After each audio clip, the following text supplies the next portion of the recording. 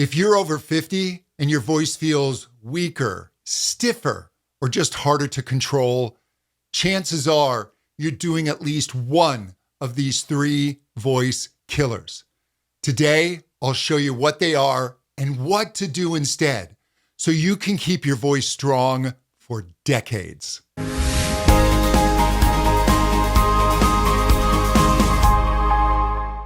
By the way, if you're serious about keeping your voice strong as you age, I'm giving away a free PDF download of my best-selling book, The Mature Singer's Guidebook. It's packed with exercises and health tips specifically for singers over 50. Just grab it in the link below. Now, if you've caught yourself doing any of these voice killers, don't panic. It's okay. You can reverse any issues. You can make up for lost time. I recommend you subscribe to the channel. I've got content specifically for older singers, and there's more to come. And again, get the Mature Singer's Guidebook. There's plenty of information in there. Links below. The first voice killer, inconsistency.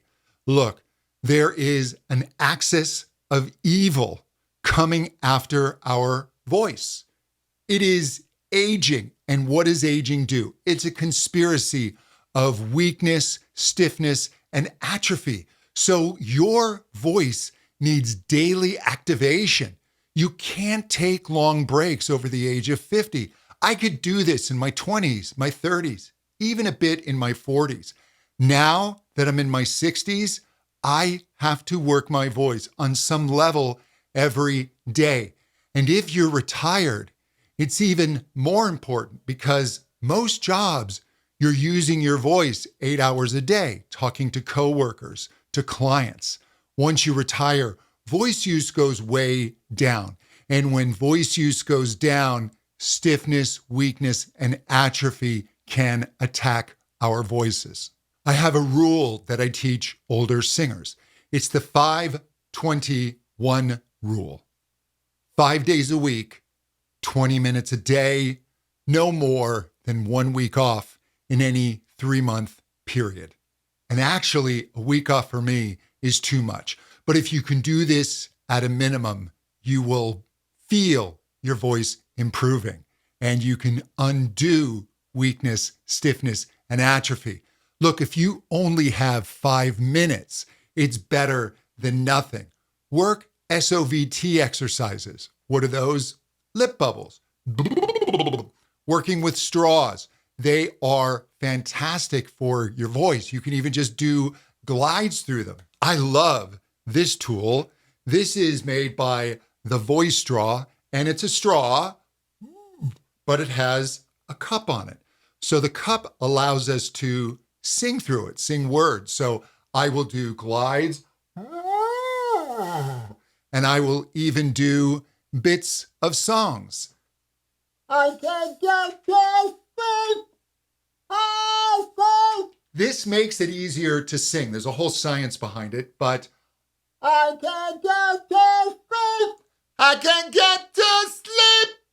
You can get the high notes much easier when you work with straws or SOVT exercises. Do these every day. And if you can do 20 minutes a day, absolutely fantastic. You will feel changes in your voice.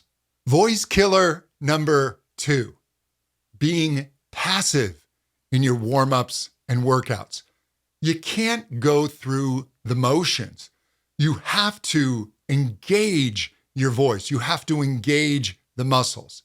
Here's an example. So I also like to do SOVTs through straws in water. So this Dr. Vox is a straw that actually has water. Now, I can let the back pressure of the straw do the work for me, and I can be really passive. But what I want to do, what I should do, is engage the vocal tract. So as I do this, I'm going to actively lift my soft palate. I'm going to actively expand the back of the throat because I need to exercise the muscles of the vocal tract, because it's not just the vocal cords that get stiff and weak, It's everything. So as I do this, I'm pulling my veal and my soft palate up as high as possible. I will make myself do twangy exercises, that bratty sound. And what that bratty sound is doing is it's contracting my vocal tract, my upper throat. These movements are essential for singing higher. And when we just go through the motions, we're not working our vocal tract. And when our vocal tract gets weak, it's part of losing range. The vocal tract supports the vocal cords in singing higher. And the number 3 voice killer is ignoring your body's energy. You need to be energized when you work your voice. You've got to make this count. So if you're working on vibrato, if I have low energy,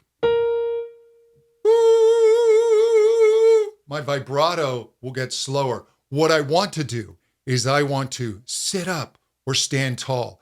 I want to make sure that my chest is open, my ribs are expanded, that I am engaging my support. I will use body motions to get everything going. I want to be actively engaged. You have to have your whole body involved in singing. It's an entire body activity. And if we've got a lousy posture and we're just kind of,